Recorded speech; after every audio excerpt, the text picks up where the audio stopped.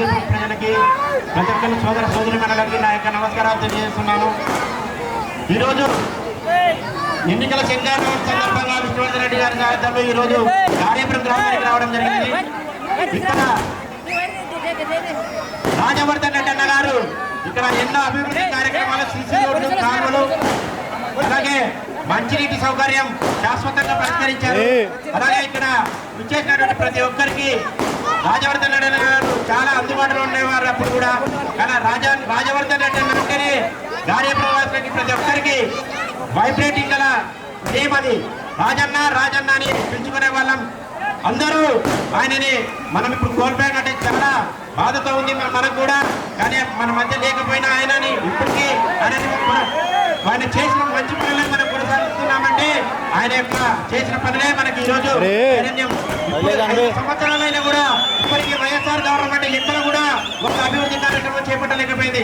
అంటే గతంలో మన రాజవర్ధన్ రెడ్డి అన్న గారు చేసిన అభివృద్ధి కార్యక్రమాలే ఇక్కడ మన కార్యపురం గ్రామంలో ప్రతి ఒక్కటి ఆయన కొన్ని కోట్ల నిధులు ఆయన ఎంపీగా ఉన్న టైంలో నిధులు ఏర్పాటు చేసి, అలాగే సెంట్రల్ ఫండ్స్ కూడా తీసుకొచ్చి రాజ్యసభ సభ్యులతో మాట్లాడి ఆయన డైరెక్ట్ గా తీసుకొచ్చి ఆయన మంచినీటి సౌకర్యం కూడా కల్పించారు. అలాగే మా ఊర్లో కూడా ఒక మంచినీటి కార్యక్రమం కూడా ఏర్పాటు చేశారు. అంటే ఆయనకి చాలా పరిణతి గల చెందిన వ్యక్తి.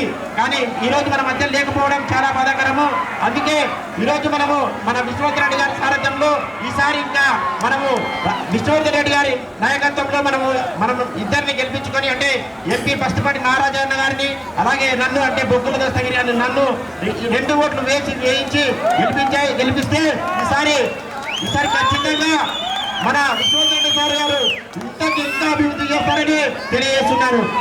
నా పేరు బొగ్గుల దస్తగిరి. నేను స్థానికుడిని. అంటే పసుపుల గ్రామం మీ పక్కన ఉన్న ఊరు వ్యక్తిని నేను. అంటే ఇంతకుముందు ఇప్పుడున్న వ్యక్తి ఎక్కడి నుంచో వచ్చిన వ్యక్తి.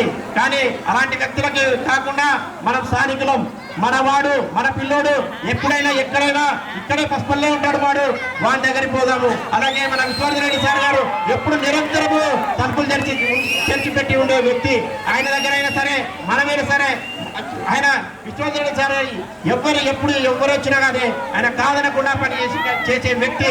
అలాంటి వ్యక్తులను కాకుండా మీరు ఎక్కడి నుంచో ఇంపోర్టెడ్ అయిన వ్యక్తులను తీసుకొచ్చి ఇక్కడ మన మీద రుద్దుతున్నారు మన కాన్స్టిట్యున్సీలో. అలాంటి వ్యక్తులుగా మనం ఓట్లు వేసేది.